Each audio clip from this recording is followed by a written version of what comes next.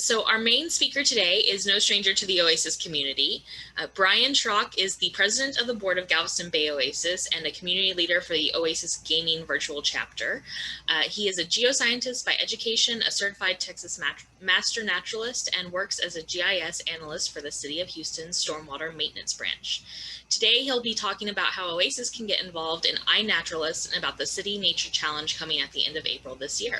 So with that, help me welcome Brian to the screen.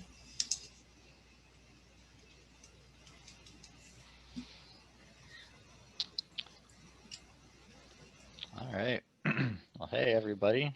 Hope you all can hear me. Let me see. All right.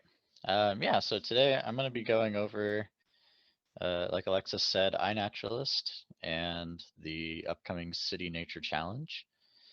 So let me go ahead and pull up my presentation here.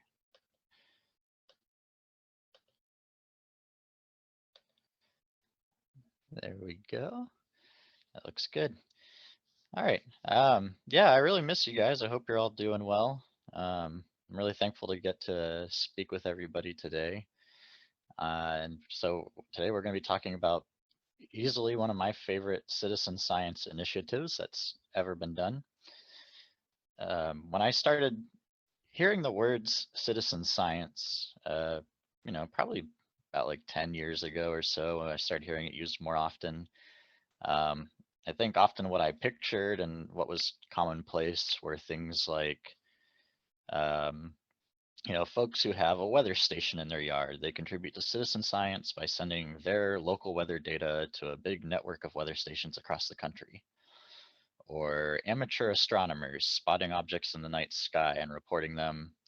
That kind of stuff to me is what citizen science was, and it all sounded really cool, but it was also quite expensive. You needed special tools for it. You needed to either buy a weather station, buy a telescope. It is citizen science, but it's kind of citizen science only for the hobbyists who can afford to do it. So that brings me to iNaturalist. iNaturalist is an app. So it's kind of a combination of a phone app and a web app. They have a website as well. So it began at the University of California in Berkeley, and it was a master's project by about 3 students there in the School of Information.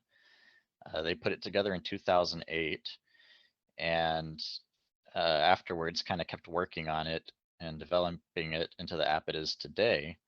And their idea was to make something that could basically take a picture of something you saw in nature and help you identify it. So it's like one of those smart learning systems where the more it sees of a picture of a certain animal, the better it gets at recognizing it. It's a growing technology, and it became a way to not only just identify things, but make these observations of species you see out in nature and share them with the greater community of biologists, naturalists, entomologists, botanists. So let me show you real quick. This is kind of what the phone app looks like. If you were to have iNaturalist on your phone, and some of you might already have it on there, it is growing in popularity. But this is kind of what your home screen would look like. You'll see a little grid here, or a list of observations you've made, usually sorted from your newest ones at the top down below. And you'll see 3 tabs up there. We've got observations, species, and identifications. Observations is kind of the one I'm going to focus on mostly today, and this is the basics of uploading something you've seen as an observation. You can also see all the different species you've looked at here, and you can see all the identifications you've helped other people make. But again, we're going to focus mostly on that first one. So let's say you go to the park and you're walking, you see these adorable looking little ducks. You might know what species they are already, or maybe you have absolutely no idea. But either way, this is an observation. So you take a picture. And if we go back to that app, you'll see down in that bottom right corner, you've got your little green circle with the plus sign in it. This is what you hit to submit an observation. And that will pull this up. So you will see a list of things that will fill in here. Now, if you're using your cell phone, it's likely you probably have your location services on, or at least enabled. For this app in particular, it's going to need that enabled in order to pull that latitude and longitude that you see down there. And you know, your phone, when it takes pictures, it also gives it a timestamp and a date, so that will also automatically fill in. And those are both really important. For an observation to be of good quality, you want it to have a time, a date, and a place. And you'll see you also have an area to put in notes. This isn't completely necessary to use, but if there was anything interesting about this observation, like you wanted to say, I saw 4 of them together, you know, it looked like they were eating this, it looked like they were, you know, they had just landed here, they flew in from the north. You can describe that stuff. And then at the bottom there, you have that the location is open. That just means that you've made this location public. So if you're at a park and you take a picture and you upload it, everybody will see that that picture was taken at that park. You can always set location to private, which will usually set up a buffer of, you know, about 400, 500 feet, maybe sometimes a little bit more. So this is just kind of in case you've been taking a lot of observations at your house and maybe you don't want to see, you don't want people to see that you've seen these ducks in your own backyard. So in general, I always keep my location open. Even when I do things seen in my yard, I'm not too worried about, you know, whatever someone can do with that information. I'm not sure, but I haven't had any issues yet. But you'll have a question of, is it captive or cultivated? This is important if you're taking a picture of, you know, something that you planted in your own yard. That is not a wild plant. It didn't get there by natural means. It is a cultivated plant. Or if this is your pet duck, it's a captive duck. This is not one that is in the wild. We can talk about projects a little bit later, but at the top there, you see we'd still have to fill in this question of what did you see? And you'll have an opportunity to either, you know, if you know that these are black-bellied whistling ducks, you can say, I saw black-bellied whistling ducks, and that will come up in the search menu. But it will also, before you even type anything in, it will try to guess for you. And this technology was able to identify, you can see here it says, we're pretty sure it's in the genus Dendrocygna, which is the whistling ducks. And then it gives you some of the species it might be within that genus. And just, you know, that it certainly looks like that black-bellied whistling duck, so that's the one we select. And before you know it, other people, other users of the site, they're jumping in to help you identify what you saw. So it's almost like a second thumbs up or a third thumbs up of people saying, yep, that is a black-bellied whistling duck. And this is important because oftentimes people will upload something, they won't know what it is for sure, and you will get folks coming in with their own suggestions, and before you know it, you have, you know, a few wrong identifications or ones that are almost controversial, like someone's like, no, it's not that bird, it is, you know, the white-bellied whistling duck, or it's yeah, basically you need a consensus. And so the app kind of waits to see that you have at least 2/3 of people chiming in have agreed that it is a certain species before it calls it research grade. And that's kind of an arbitrary thing that the app developers made. It doesn't particularly mean anything scientific, but it's just a way for them to say this is a good quality observation. It had a time, a date, and most people agree it is this species. And a lot of these users are people who are botanists, especially the people identifying. They are botanists, they're entomologists, biologists. It's a good mix of people from different backgrounds, but it is also just a lot of hobbyists. You have birders in here. You have just people who downloaded the app because someone said, yeah, that'll tell you what plant you have in your backyard. But that is, again, why you want the 2/3 consensus on your identifications. Now, to do this, a lot of people will bring their phone with them in the field. They'll take these pictures while they're at the park. They'll upload them on the spot, and that's great. I do that frequently, but it also is one of those apps where the more you're doing this, the more you're taking pictures, the more you're uploading, you're going to start draining your phone battery. And when you're out in the field or enjoying a day at the park, or you need to eventually navigate back home, the last thing you want is to be draining your phone battery or running up the amount of data you're consuming. So luckily the app works great where you can take the pictures and then upload them later when you're connected to Wi-Fi. But you also have the option, especially if you don't particularly like taking pictures on your phone, you can bring your camera with you and go to iNaturalist's homepage. This is what their homepage looks like, and that red arrow is pointing to the upload button. So if you log into your account, this is what you see. You can see I actually have a feed there that shows observations made by some of the people I follow and at some of the locations I follow, like Armin Bayou Nature Center. So yeah, here on your homepage, you go up to upload, and this is where if you have a point and shoot camera and it is full of 100 pictures from your day hiking at Armin Bayou Nature Center, you can dump all these pictures into here in bulk, sort them, combine any of them that are the same species or the same observation, and one by one you can just identify them all, give them all location, and upload all of them at once.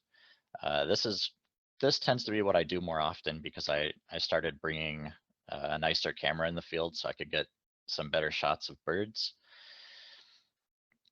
But either way, whether you do it by phone or you do it later at home, you can make your observations and they'll come out the same. And you will see them on your phone app if you uploaded them on the web, and you'll see them on the web if you uploaded them on the phone app. So let's go back to that black-bellied whistling duck.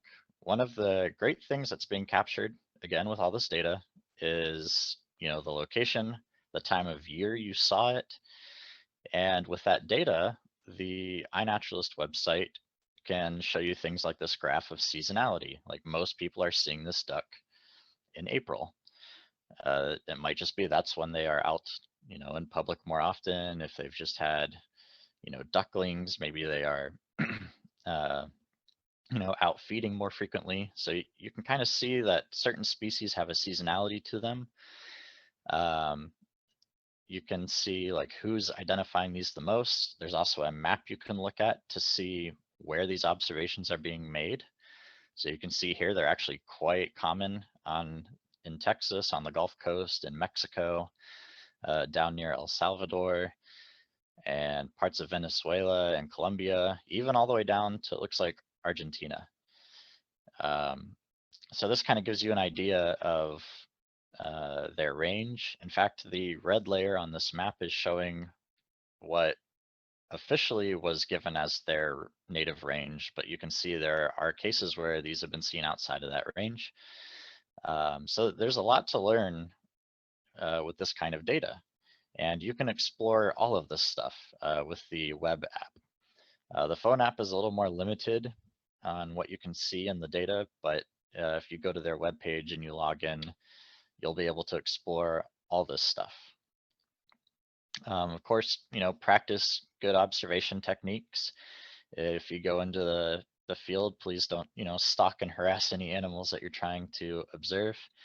Be careful what you touch. This person uploaded what they thought was box elder. Someone chimed in and said, no, that is definitely not box elder. That is poison ivy that you are holding right there. If you want to take a picture of a plant, you don't know what it is, just carry a white piece of paper in your pocket. You can put it behind it. It gives it a better picture. You don't have to touch it. And I would say another tip too, when you're making these observations, is you don't want to just take a picture of a tree from a distance, for instance. You want to get a picture of the whole tree, maybe a picture of the bark, a picture of any flowers on it, a picture of the top of the leaf, the bottom of the leaf. Um, you know, some people do, they just upload a picture of a tree, and some trees you can for sure say, yeah, that's a bald cypress. I can tell from like 100 feet away that that's a bald cypress. But for some trees, especially ones that have similar species, sometimes the difference is just like a small detail on the bottom of a leaf that will tell you whether this is, you know, the western species or the eastern species. So generally, the more detailed your observations, the better. And I kind of want to share this. This is one of my favorite stories from iNaturalist. Uh, this was an observation of an emerald ash borer. You might be familiar with this species. It is a very destructive beetle that has been spreading throughout the United States and is a huge risk to a lot of ash trees throughout the country. They do a significant amount of damage to them. And this observation was made actually 4 years ago exactly, on March 28th, 2017. And at the time, it was made by a 10-year-old, username Sammy James. He lived up in the Fort Worth area. He saw this beetle in his driveway, took 3 pictures of it, uploaded it, and before you knew it, scientists spotted it on iNaturalist. Texas A&M wrote an article about it. They had scientists coming out to look all around his neighborhood for any more signs of these beetles, and he became one of the first people to identify the species in Texas, and only 10 years old, and he was able to do this. You know, I've been using this app for many years, probably about since 2016, and it feels good to sometimes be the first person to see a species in your county. It's getting harder to do these days because there's a lot more people using the app. But it's amazing to see the science in action. Like if you go to this guy's observation on the web, you will see dozens of comments of scientists saying, can you confirm where this is? You know, should we go out there? They're tagging other scientists saying, I need your secondary opinion on this. What do you see? What do you think? It's really, really cool that, you know, a 10-year-old could spark this kind of scientific discovery.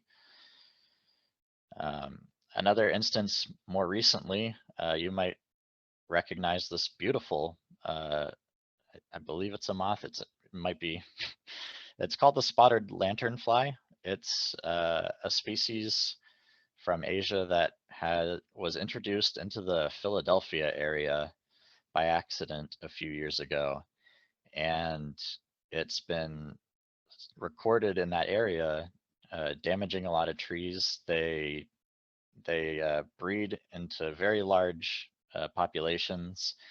They tend to suck sap out of trees and leaves, and they make lots of little holes that introduce disease to the trees. And it's basically become a serious issue up there, because it has the potential to affect grape production, because grapevines are one of their preferred meals, as well as a number of different trees that are part of the lumber industry.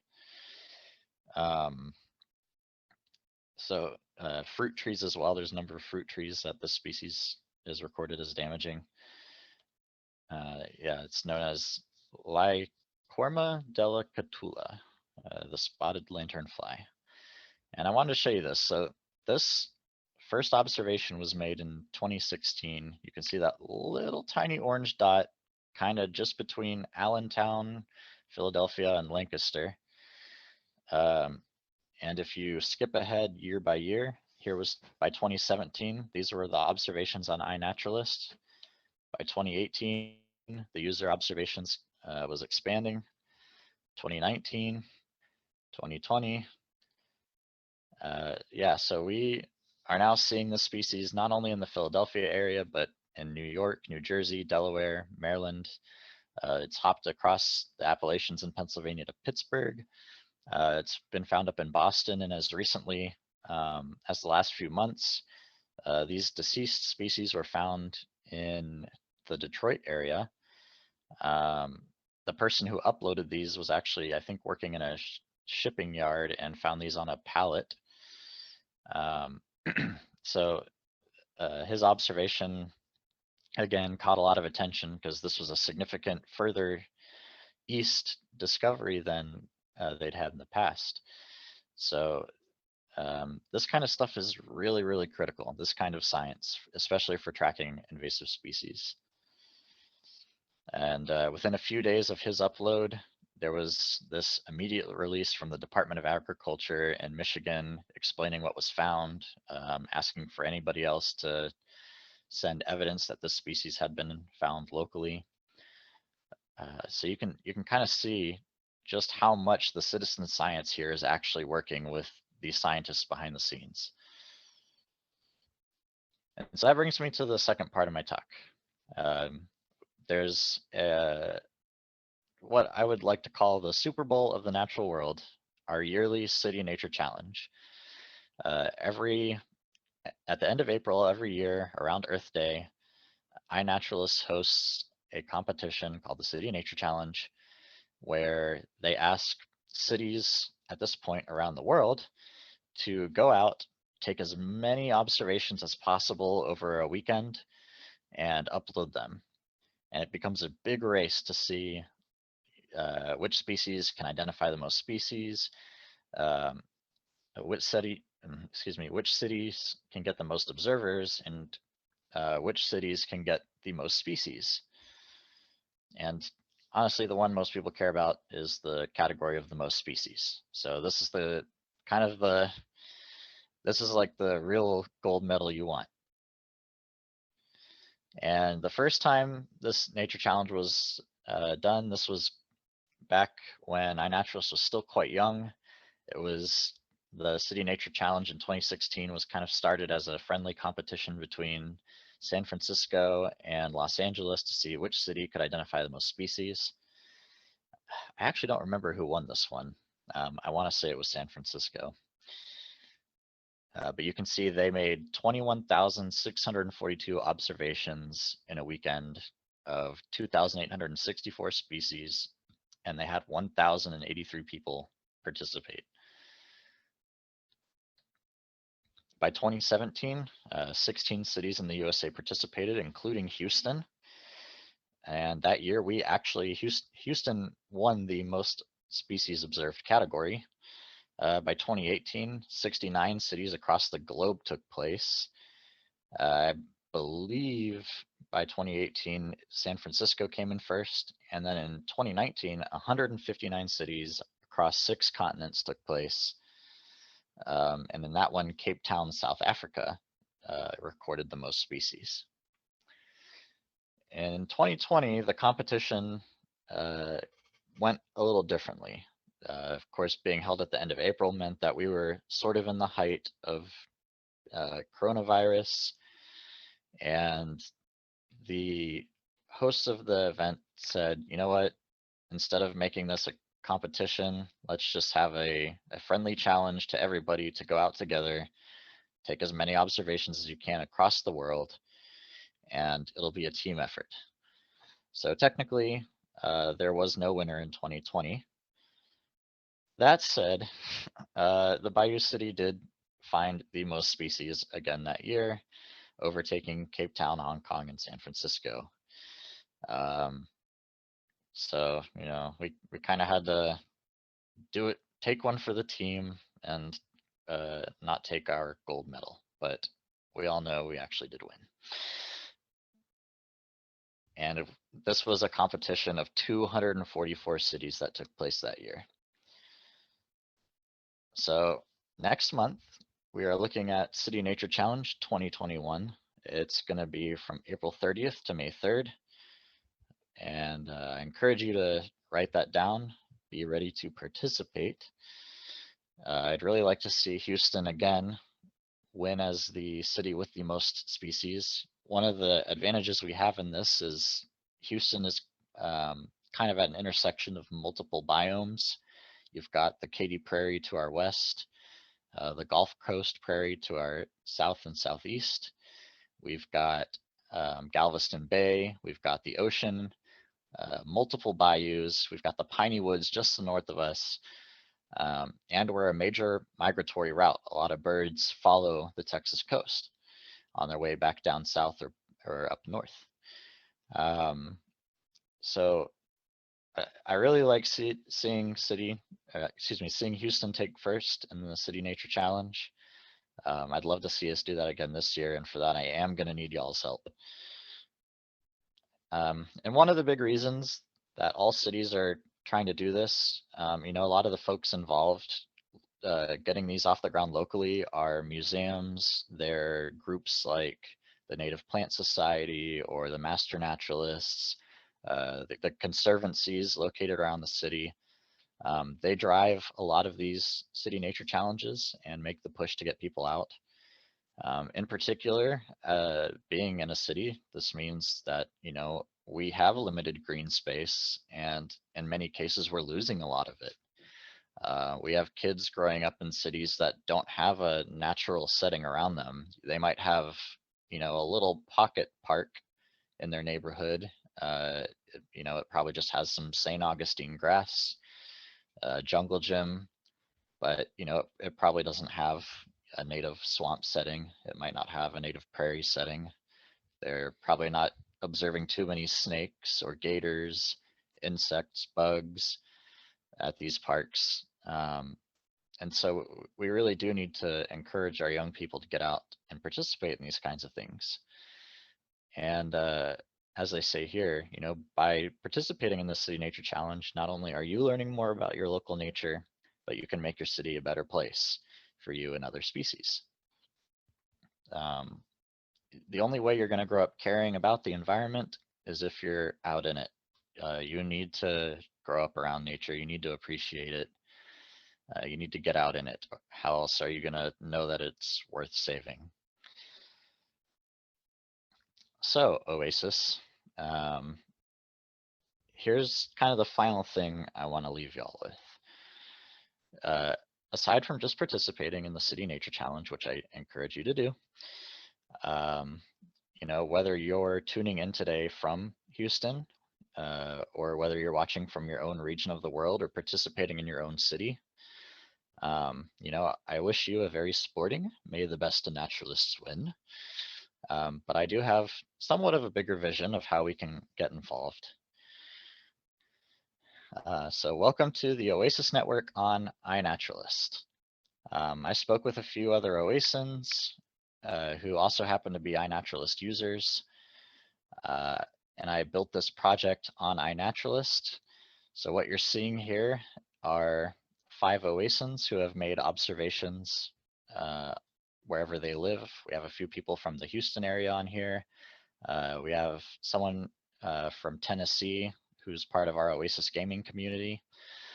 And we've been uploading our observations and collecting them here at the Oasis Network. And the way I've done that is I set this project anytime it sees someone with an Oasis username to record their observations under the Team Oasis iNaturalist project. And in order to get involved with this, all you will need to do is, if you have an iNaturalist account or you're going to make one, is to send me your username and I can load you into our Team Oasis group. And I will have some details on that for you in a minute. With this data, we'll actually be able to see all the different places that Oasins have made observations. So you can see here on my map, we've filled in quite a bit of Texas, a lot of the eastern US, and our Oasis friend Emily has made 2 observations in India. So India is now on our map.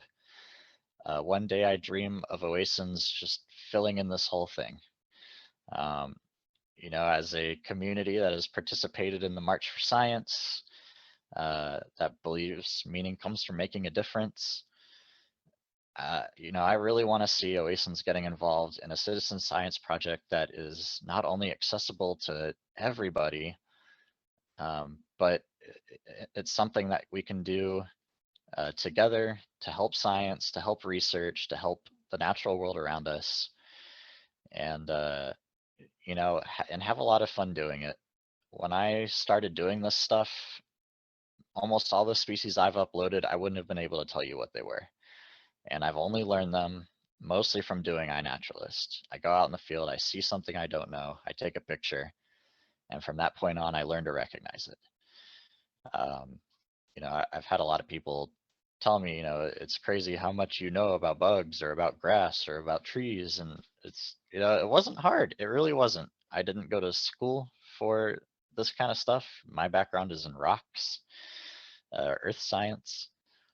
But with a tool like this in your pocket, um, you really can learn this stuff for free. And I highly encourage you to get involved with it to learn this stuff on your own. So that said, here again is the information for Team Oasis on iNaturalist. You can join by sending an email to me, and I'll post this in the Houston Oasis private group as well. But I have an Oasis email. It's just brian.schrock@oasisnetwork.com. So once you've made an iNaturalist account, or if you already have one, send me that username, and I will tell the project to look for any observations you make and put them in our Oasis observation project. And I know, a number of you are friends with me on Facebook. You can feel free to message me there. Or if you're any of the Oasis gamers tuning into this today, you know who I am on the SOAR, or on the Discord server, Sonoraby.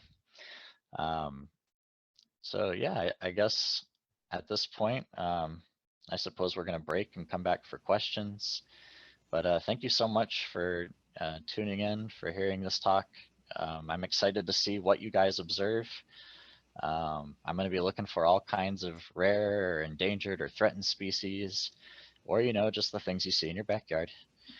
And yeah, so I'll turn it back to Abhishek and Alexis and let them take it from here. All right, thank you so much, Brian. Yeah, we're going to take about a 10-minute break, do some breakout sessions, let people have a chance to talk to each other. This is also a great chance for, if you're joining us on Facebook or YouTube, you can ask your questions in the chat there, and we can get them over to Brian here in Zoom. This is also a chance to email Brian wanting to add on, or if you already have an iNaturalist account, you can search for the Oasis group on iNaturalist and ask to join from there too, because that's what I did when I first heard about Brian's talk. Or go out to your backyard and upload a picture of a bumblebee like I did. So, all right, so we'll take a 10-minute break and be back for Q&A in a little bit. Welcome back. Hopefully everyone had a good break. We were talking about a lot of the different animals that we've seen just around the Houston area and everything. So with that, we'll go ahead and get started with some Q&A. First question from Karen: do we need to register for the City Nature Challenge? No, actually. The nice thing about the City Nature Challenge is each geographic area participating has been kind of drawn on a map, so that if you upload a species and you're within that geographic boundary, it automatically counts. So if you make 5 observations in Galveston County, it's going to go to Team Houston. So Houston's team is Harris County, and then I think like 6 or 7 that border us. Kind of the same with Dallas, Fort Worth, or Amarillo. If you were to go up there during the City Nature Challenge and make an observation, it would count if it was within their boundary. So luckily, there's nothing you have to worry about other than just going out and uploading during that weekend. Here in the Houston area, because we want to win, right? Yeah.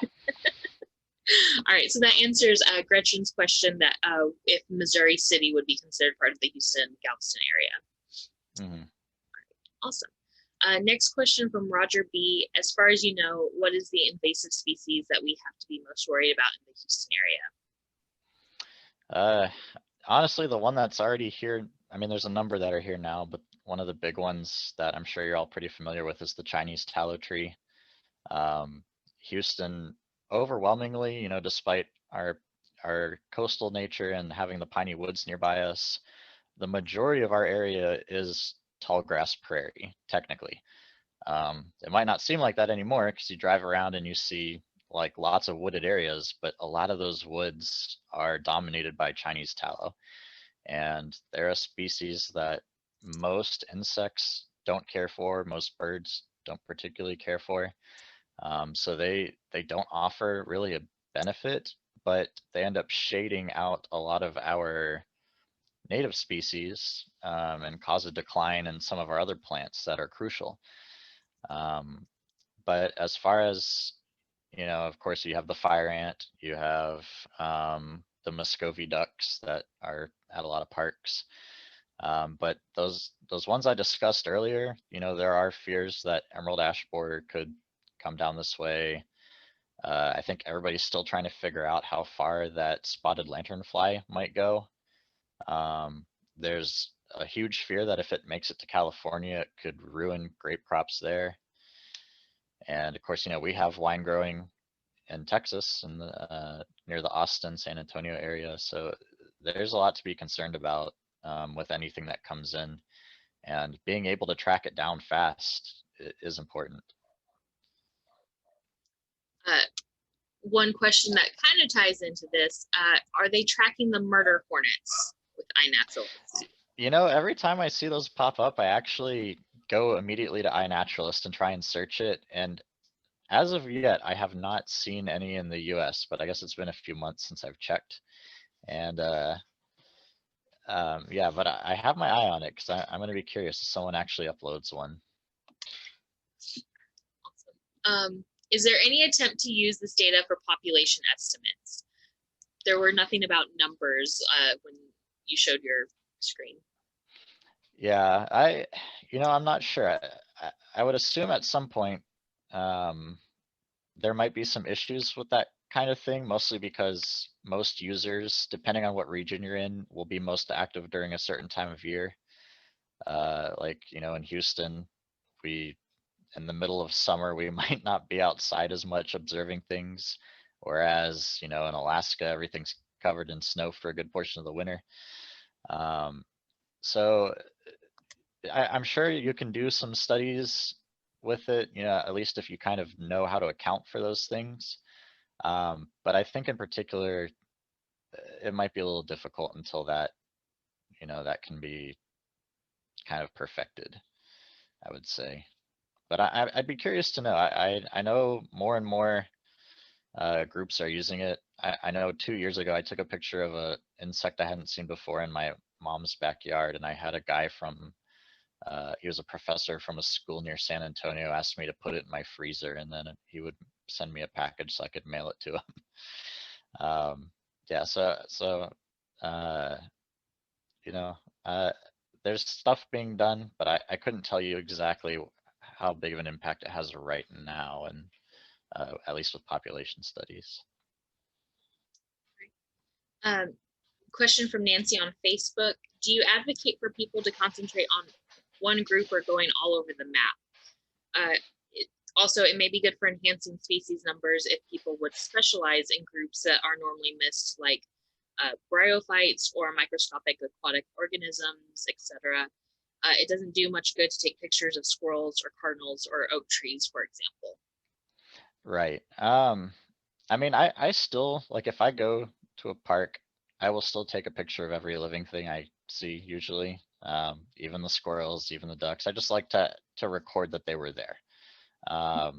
But there are people who specifically use it for, sometimes it's a grad student that has logged on and made an account, and they might not actually be uploading as much, but they are identifying. So they get on there. Like anytime I upload a tree hopper, which is like a little tiny species of bug that frequents trees, there's a guy whose username is like Hopper John, and like all he does is identify tree hoppers. So, so he's always like one of the first people to identify my species. And I know there's another guy who lives in the Clear Lake area who takes water samples at Exploration Green, and he actually uploads through his microscope anything he sees in there. So yeah, and of course you have the people who are just, they're birders through and through. They're there to see birds. They don't really care about the plants, so they're not that interested in the bugs. Um, and in fact, if you upload a bird to iNaturalist, you generally get a response back within the hour of what it is, because people really like identifying the birds. Sometimes I upload plants and it can be a long time before someone comes in to help confirm the ID. But yeah, there are need areas, and I know when the competition comes around, they encourage some groups, like they'll talk to folks on Galveston Island and be like, see if you can go to the beach. Last year we didn't have a lot of beach submissions. We want to see what kind of life you're finding there. So yeah, and I know it's a little hard right now with the pandemic still ongoing, but in years past, usually different groups like Armin Bayou or Katy Prairie would actually host events and say, we're all going to be doing a bio blitz for iNaturalist. Come out, we're going to look at this location. And so they'll sweep through Katy Prairie looking for stuff. All right, another question. For the competition, there's no need to identify what you take the pictures of, correct?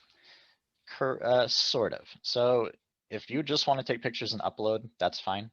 Usually there will be people who are strictly on there to help identify things. So when it comes to the competition, you go out, take your pictures, make your observations. I would say always try and at least get them close. Like with the duck earlier, if you took a picture of a duck, you don't know the species, you can just type duck and it'll suggest like the mallard family or this family. And you say, you know what, it's at least that. I know it's a duck. And then people will narrow it down, because what will count towards that species count is getting it to the species level. So if you see a butterfly, you can put it in the butterfly order, but it'll eventually need to be gotten down to the species ID, and there will be people helping with that. But as much as you can do on your own, I would say do. And the app is free on for iOS and Apple. Yep. Yeah, it's on Android, iOS, and of course you can get it on a web browser as well. Another question from Paige. Are you familiar with the Harris County Stormwater Quality's storm drain stenciling program? And if so, does it still exist, and how do we get the stencils? So I'm assuming that question is because I work for stormwater maintenance. So my side is the engineering side. I'm not as familiar with the people who do the stormwater quality testing, but I hope they're still doing it. I appreciate seeing the stencils out there. But as far as I know, I would say the program is probably ongoing, but I can't say for sure. Lou mentions that the Merlin app can help you identify birds as well. Yep. Yeah.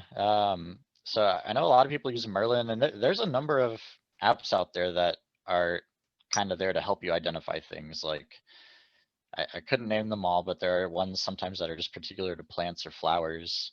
But what I like about iNaturalist is it's the most friendly with scientists, and it's the most widely used, it seems, by scientists. Merlin is used a lot by birders in particular, and it is great. But iNaturalist can also do birds as well. So I think if you're uploading to Merlin, still do it, but maybe also consider uploading those same pictures to iNaturalist. Question from Ted. What is your favorite leaf identifier? I still use iNaturalist for that. That was actually why I first downloaded it. I saw a plant when I was, I want to say like near Matagorda. I went to one of the nature centers out there, and right along the ship, the intercoastal waterway, I saw this plant that ended up being a type of camphor weed, but I didn't know what it was. It was really pretty though, so I took a picture of it and was able to identify it that way. But especially with plants, like I said, get the picture of the top of the leaf, bottom of the leaf, any flowers, any bark, color of the stem. With plants in particular, those are the ones that tend to require the most detail. Like with a butterfly, they almost all have different patterns. Same with birds. But there are just like plants in particular, the species identification can be so so small between two species, so it's good to get detail.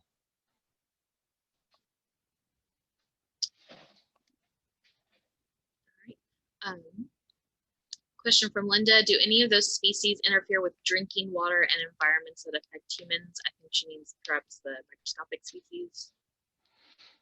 I mean, there's always that risk if you're in untreated water. So, yeah, always be safe when you're doing this, by the way. Remember, don't touch the poison ivy. Don't taste the water. You don't need to do that for your uploads. But yeah, I'm not exactly sure how to answer that question more specifically. All right. I'm not seeing any more questions. If I missed anyone, feel free to raise your hand. But do we have anyone who wants to ask a question? Bob, are you raising your hand? Or is that just...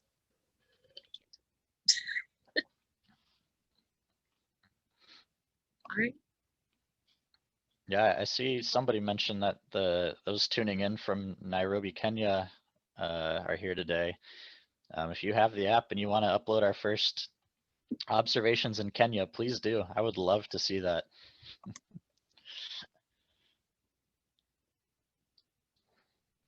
All right.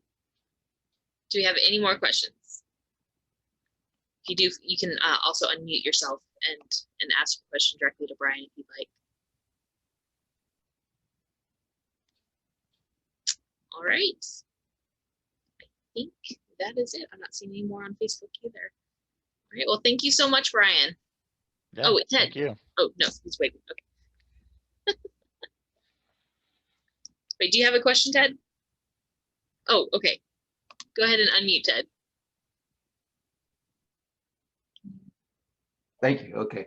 Yeah, I was just wondering if Brian had seen that one app. I've seen it before. I think my brother Richard found it originally, and where you take a leaf and you take a picture of the leaf, say a plan view, and then the app would give you a list of possible identifications for, which was kind of neat. That's what this app does. Mm-hmm. What, iNaturalist does that? Yeah. So you can manually enter in what you think it is, but it also uses that smart learning to look at the leaf, and it looks at the distance between the veins, looks for any lobes, and it identifies it as well. I see. Because I just uploaded a weed about a week ago, but it was pretty crappy picture, really, because by the time I decided to take a picture of it, I'd already pulled all the weeds out, and all I had was one of these ones that I already pulled out. But no one's identified it yet. But like you say, sometimes it takes a while for an ID to come back. But I guess if I had just taken a picture, if I take a picture of one leaf, plan view, and put that into iNaturalist, and iNaturalist itself, without ID from other people, will try to identify it or give a suggestion. Yeah, it will always try to offer a suggestion. But yeah, and I think again, and I'm sure the other app probably has this problem, is with some plants, like the difference is just so minute that just a leaf won't necessarily get it down beyond genus level. Yeah, right. So. Okay, thanks, yeah. Yeah, good to see you, Ted. Likewise, Brian. Okay, one more question from Charles. Could iNaturalist be run like Pokemon Go to encourage participation in our schools, asking students to use the app? Yeah, a lot of people who use it identify it as Pokemon Go, but with real Pokemon. If you want to think about it that way, I encourage you to. Like, to me, in particular with like Exploration Green, for a long time I've held the lead on identifying species out there, but I have people like coming up behind me, grabbing at my shirt that they are working on passing me up. So to me, this has become almost a competition in itself with some of my friends. We're trying to out ID each other, as it were. So yeah, like, have fun with it. It is fun. Awesome. All right. We are kind of butting up against our time limit here. So with that, I'm going to say thank you so much for being here, Brian. Yeah, thank you so much for having me. All right, thank you everyone for being here today. Special thank you to Brian and Jay. We really appreciate you all being here. Don't forget tonight, tune in for another coronavirus conversation, 8 p.m. with Drs. Richard Andrews and Will Judy. We also have an upcoming volunteer event with the Houston Food Bank, Saturday, April 24th. So please check the email and Facebook for more information on that.